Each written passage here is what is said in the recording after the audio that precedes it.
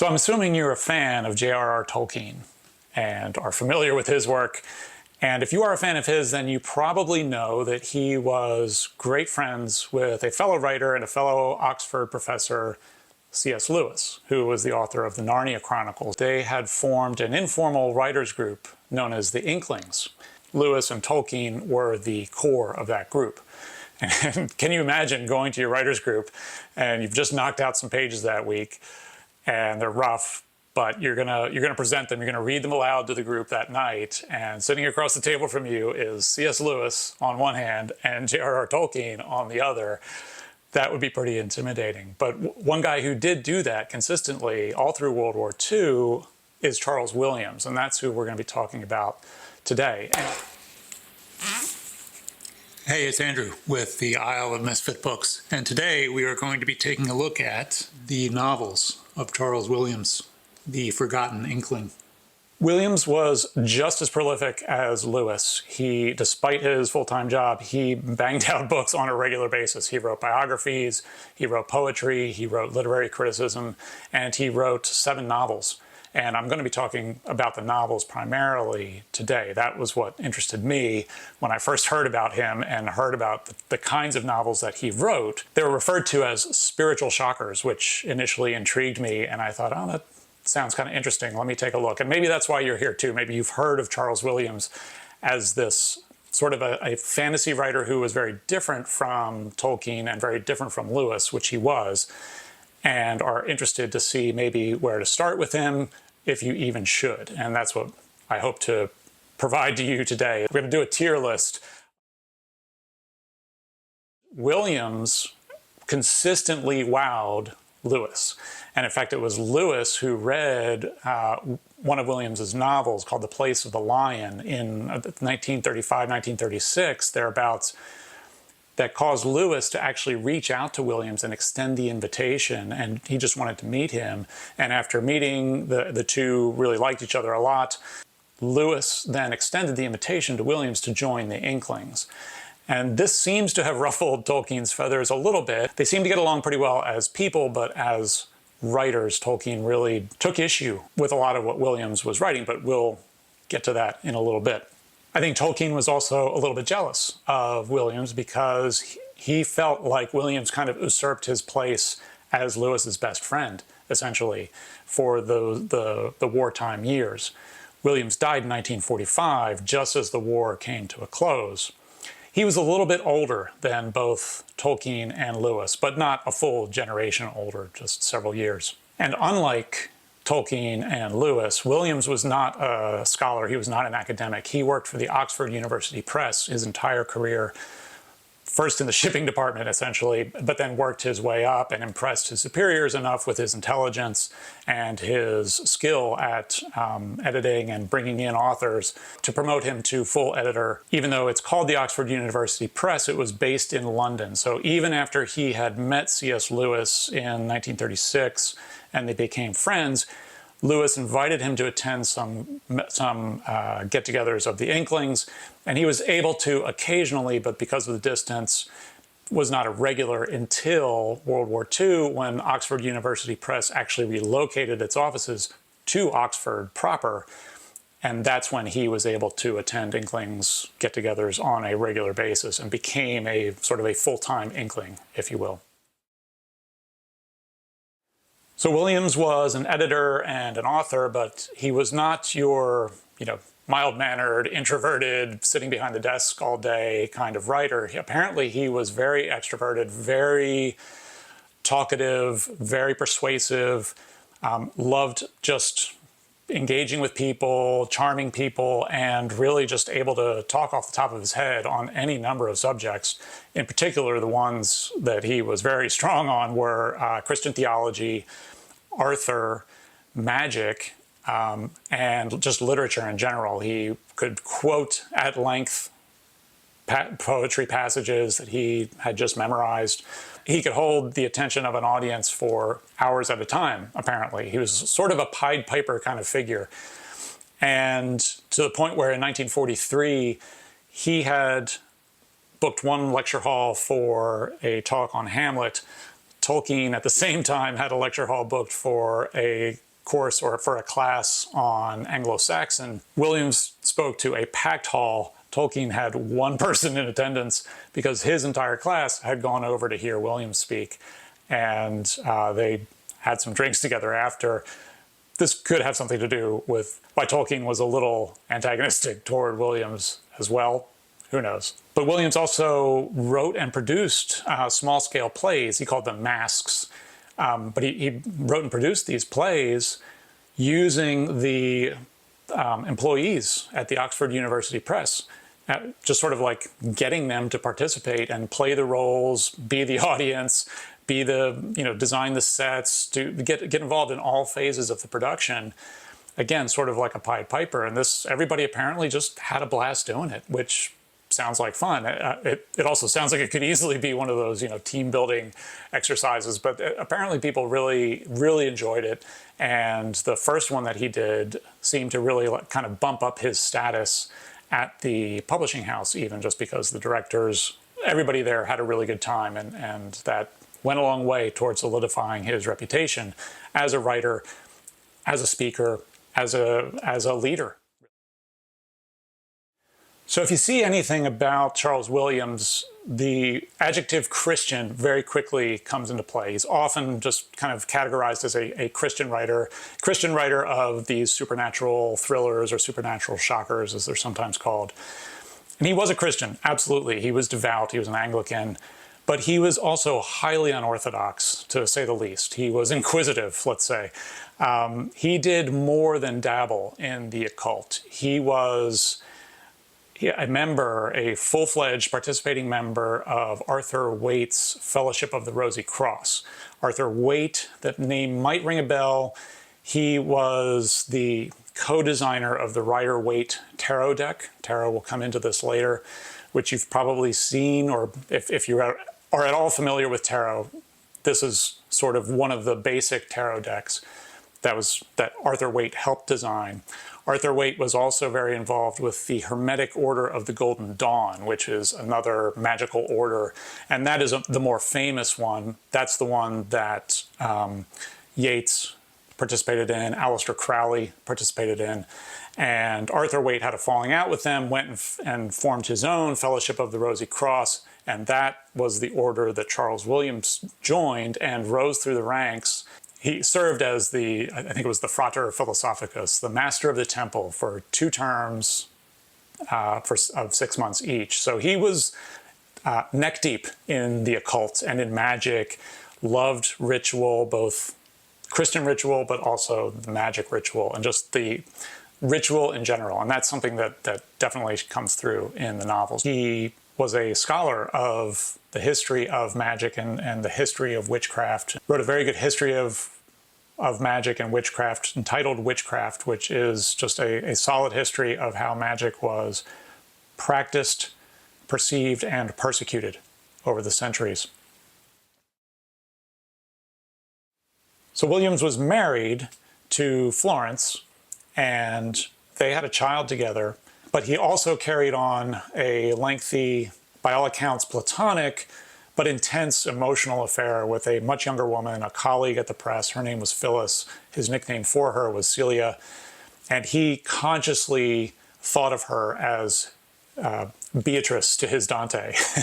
He saw Phyllis as his muse, as his Beatrice, nicknamed her Celia. She wound up marrying a colleague her age, also who worked at the press. He took a job in Indonesia and they left, and apparently this kind of crushed Williams. Now he and Phyllis maintained their correspondence, and it was pretty hot and heavy, even though they were, a world apart. Her leaving apparently really kind of left him devastated and kicked him into the most productive part of his very productive career, which was 1930 to 36, 37. And just from 1930 to 33, that 4-year stretch, he published 5 of his novels, his first 5 novels. He considered himself first and foremost a poet, and on his gravestone is a one-word epitaph, poet. And so that comes through in the novels as well. Every novel will have at least a few places that just swerve off into the purple and into almost prose poetry, and it takes on sort of like a chanted or an ecstatic kind of tone, and the tone really elevates and kind of just goes on these lyrical flights. And it's almost like if you can allow yourself to get swept up into the vibe of it, then that might work for you better than if you're trying to really parse what the action specifically is. I'm more of the latter kind of reader, so I found these passages kind of frustrating in some of the novels, but there are one or two novels where I think it works really well, and I will cover those as we get into the individual novels. But every single one has a couple of these flights. After reading all 7, I came to recognize, like, oh, here we go. And it does just kind of like launch into the stratosphere for a bit. It can get very lyrical, but also a little vague. And that is what I found kind of frustrating at times again.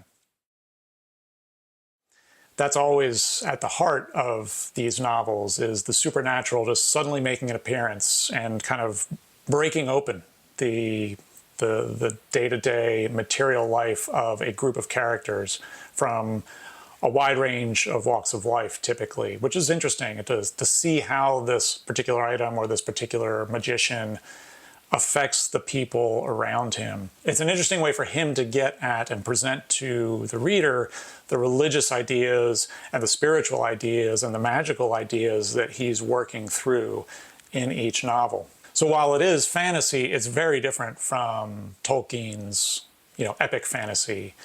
And it's also very different from Lewis's more allegorical fantasy. And he's definitely a misfit, which is why I wanted to do a video about him for this channel. And we're going to turn to the tier list now. Before we do, I would just be curious to see what brought you to this video. Was it Tolkien and fantasy? Was that what kind of interested you in the subject? Or was it more the Lewis and maybe the Christian fiction side of things that brought you here? Or had you just heard of Williams and were curious about that? I would be a little surprised about that because he is sort of the lost Inkling. But I would love to hear what it was that brought you to this video. And if you're getting some enjoyment from it, getting some value from it, I would appreciate if you would leave a like and hit subscribe. Thanks. So War in Heaven was Williams's first novel, published in 1930, and this concerns the discovery of the Holy Grail. An editor at a publishing house, as Williams was, discovers a body under his desk. And this leads through a chain of events that leads to the discovery of the location of the actual Holy Grail in a small parish church not far away. And then there's sort of a race to obtain the Grail with some evil guys on the one side and good guys on the other. And one of the evil guys is one of my favorite characters in all of Williams, and he makes a reappearance in the next novel, Sir Giles Tumulty. He doesn't want to obtain it for himself, but he is encouraging the ones who do want to obtain it because he just likes seeing how low people can go. He's just a nasty character, but really well realized, well rendered. It has the body at the beginning, so it is sort of like a murder mystery, but it doesn't really play out that way in the end. It is much more about the race for the Grail. Prester John makes an appearance, he's sort of the deus ex machina at the end. I'm not sure this is exactly how you do this, but I would put this as a B. Somewhat entertaining in many dimensions. His next novel, the magical item that comes into the world, is the actual Philosopher's Stone. And this is a stone that when it's in your possession, it allows you to magically transport yourself through space, also through time, and it allows you to sort of telepathically inhabit another person's thoughts. So it really does give somebody omnipotence.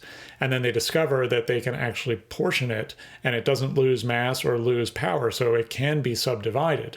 And then the question becomes, well, what if everybody were to have this thing? It raises some interesting philosophical questions, and one of the people who wants to obtain it so that they can keep it for themselves is an airline owner. His initial fear is nobody will use airlines anymore. If people can just blip themselves around from place to place, we'll be out of business. You can see these characters having their own selfish, very real world thoughts about and preoccupations with the effect that this stone could give them, in addition to, riches and power and that sort of thing. So again, Tumulty is involved. He's consulted because he knows something about this and he wants to conduct experiments with it. Spoilers here, but unfortunately he does meet his end in this one, so he does not make an appearance in any more of the novels. I was kind of hoping that he would just be a recurring character because he really does add sort of a very dark, but also snarky, cynical character to the mix that is kind of bracing and refreshing and funny. He's really funny. Again, it's interesting. The plot moves pretty quickly, but I'm going to put this in the C tier. So the next one was also published in 1931, and The Place of the Lion is the novel that C.S. Lewis read a few years later, but when he read it, he immediately had to reach out to Charles Williams and make a connection with him. Turns out Charles Williams was in that moment reading Lewis's The Allegory of Love, which is great nonfiction, and was similarly thinking, I should get in touch with this guy. Anyway, it was a mutual admiration society right off the bat, and the two became fast friends. The Place of the Lion doesn't have a magical item so much as the Plato's celestial archetypes. I'm not a philosophy student, but Plato has these celestial archetypes that represent sort of the virtues and the vices. And some of these archetypes start to manifest in the real world in the form of animals. Like you have the lion and the lamb and this butterfly for beauty. And there's even a pterodactyl. There are just some wild things that happen in this novel. And the main character is, again, a younger woman, but she's a philosophy student, buried in her philosophy to the point where she just kind of doesn't want to see these things happening. She's the one who's attacked by the pterodactyl. And that kind of is her conversion experience, basically. Then there are other characters who have very different reactions to these basically monsters, these large and very fearsome creatures that kind of erupt into our world and start rampaging through it, killing people, knocking down buildings, that sort of thing. And basically the world is kind of collapsing in on itself almost until they are able to right that. So the world, it's one of those with the world at stake. I'm going to put this in B tier, just for the presence of the pterodactyl, which is an amazing scene. The next one is The Greater Trumps, and this one I was really excited about when I learned that it had the tarot making an appearance, and that was the magical item, was this tarot deck. It's purported to be the original tarot deck. And actually, there's another item, which is a table that is in the possession of the family of one of the characters. And this table has these little figurines that move around on it, and each figurine corresponds to one of the major arcana cards in the tarot deck in a way that is not clear to the characters, and by the end of the book is not clear to me either.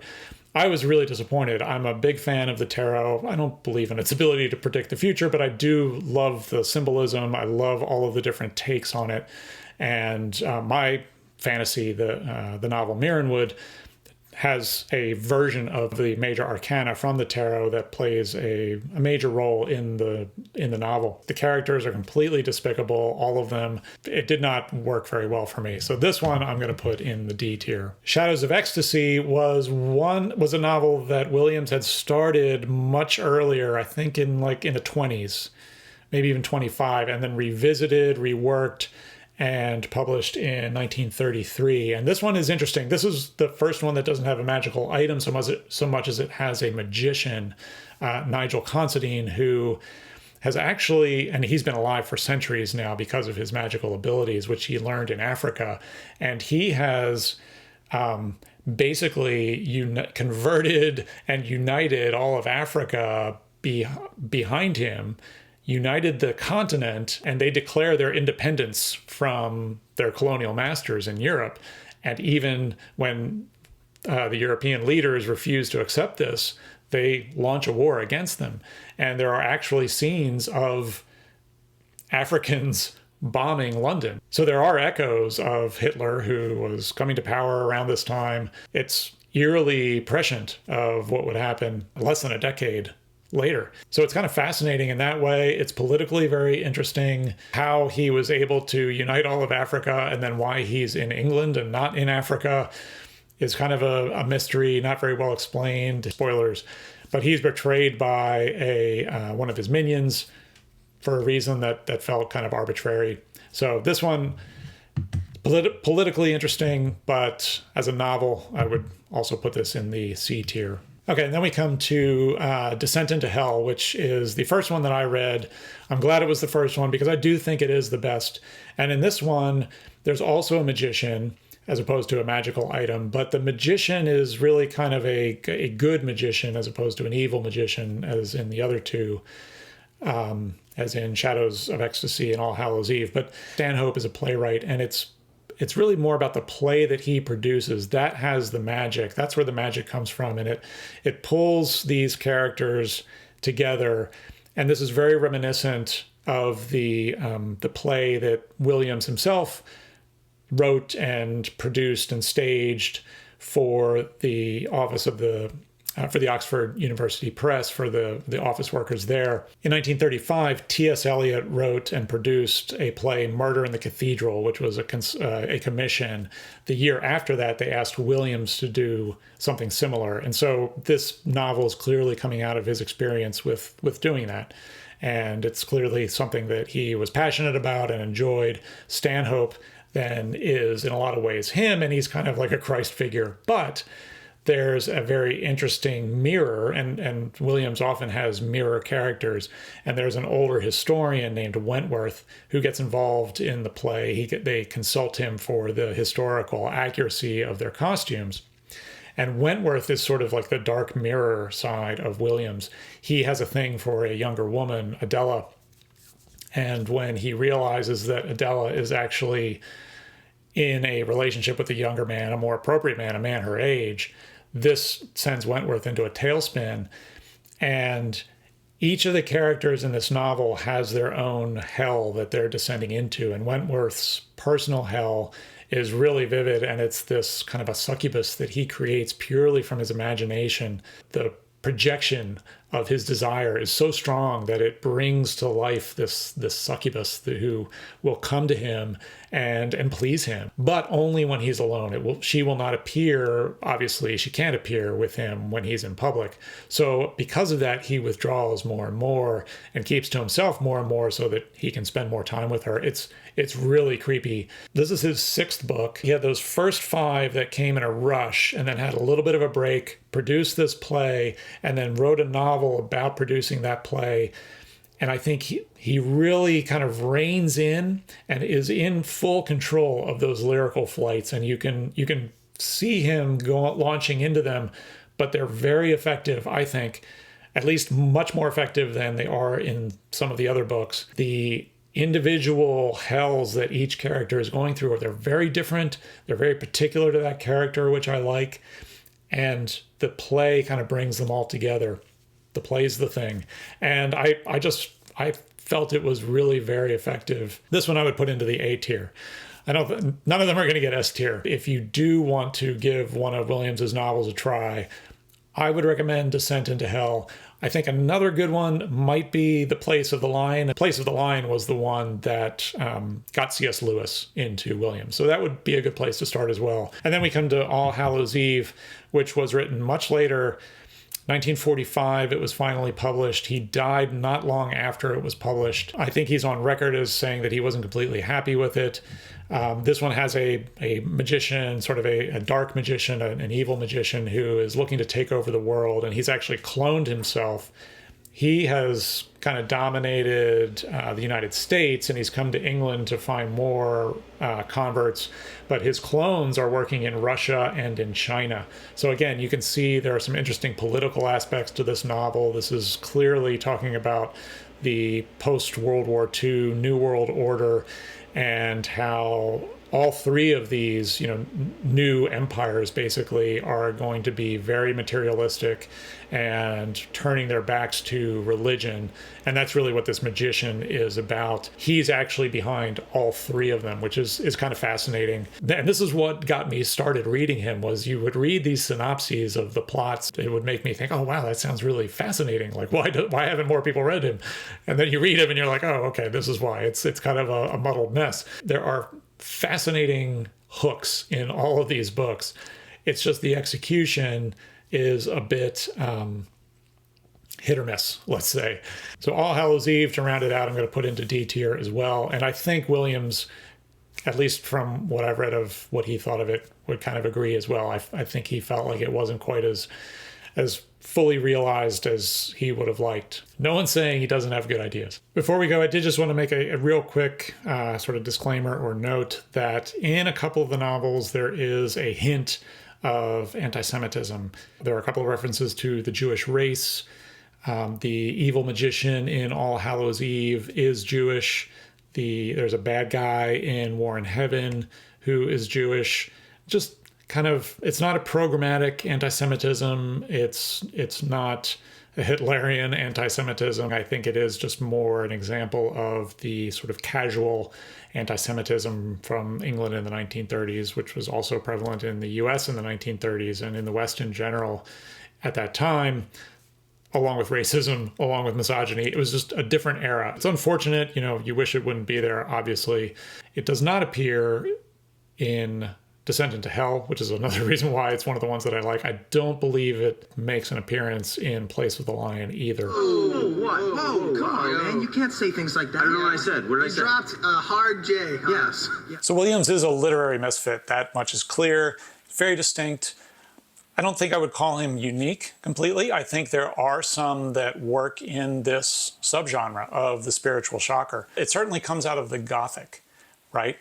It has some of those trappings with the magic, and religion is often a part of the, sort of the original Gothic as well. It's almost where magic meets religion.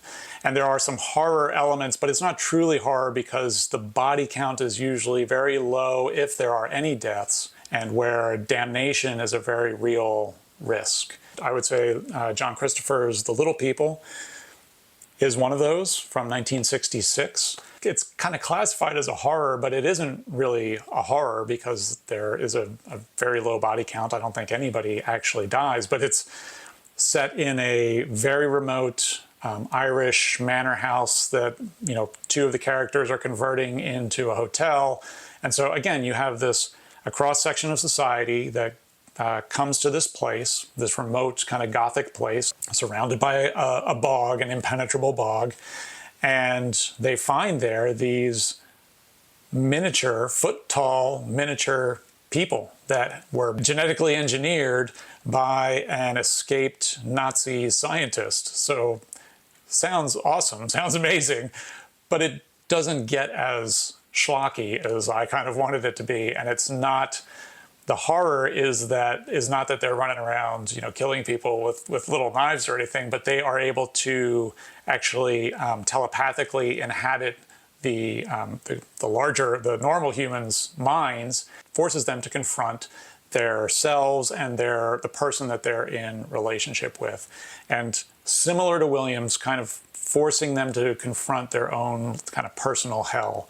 Unlike in a lot of Williams stuff, the cause of these little people is explained through diary entries that are found. It still is a supernatural eruption into the world that causes the people around it to react and to really confront themselves. I would call Iris Murdoch's The Unicorn similarly set in a very remote Irish manor house with a group of people surrounding this woman who has a secret abusive past, and they're all kind of projecting their desires onto her. And again, it kind of forces them to confront themselves and confront their relationships with each other. And I would classify John Fowles' The Magus in this category as well, as a spiritual shocker, sort of a philosophical shocker. It is a genre with its roots in the Gothic, with its emphasis on both magic and religion and the ways in which these two things overlap. And there's definitely a nostalgia for an ancient time and a remote place where magic at least seems to be more possible, where magic is believed to be possible. It's sort of a nostalgia for belief. And as we become less likely to believe, less likely to be religious, and less likely to believe in magic, then that these spiritual shockers would produce any kind of shock in us becomes less and less likely. And I think it's just it was already a small subgenre and it's probably dwindling. But who knows, maybe it will see a resurgence. And you might think that the popularity of fantasy as a genre, which has seen a real boom in the last 10, 20 years, would indicate that more and more people do believe in magic and monsters. But I'd argue that it's just the opposite, that it is our general cultural move toward not believing in these things, not giving these things any actual credence, that makes the popularity of a genre like fantasy just kind of explode, because there is that nostalgia for that time or that place, even if it never really existed, but there's that nostalgia for that place where magic can exist, or where religion and ritual do matter. It kind of made me nostalgic for a time in my life when religion was more a part of my life. So for what that's worth. But Williams believed. Williams was a believer, and it comes through in his novels. It comes through in his writing. He believed in the power of secret rituals, in the power of sacred objects, and in the power of holy words. And perhaps this genuine belief is also at the root of Tolkien's kind of dislike and distrust of Williams. Because apparently they got along okay, just on the day-to-day, on the conversation level, but Tolkien really did not trust Williams's writings. And some speculate that it was because of the influence of the occult. And that might be the more plausible explanation. I kind of think, though, that Tolkien didn't like Williams because Williams was such a believer. I don't think Tolkien believed in the worlds that he was creating. On Fairy Stories, this is a great lecture, and if you haven't read On Fairy Stories, it's got to be available on the internet. You should certainly read it. And he writes, "Fantasy is a natural human activity. It certainly does not destroy or even insult reason." And he writes reason with a capital R. "And it does not either blunt the appetite for nor obscure the perception of scientific verity.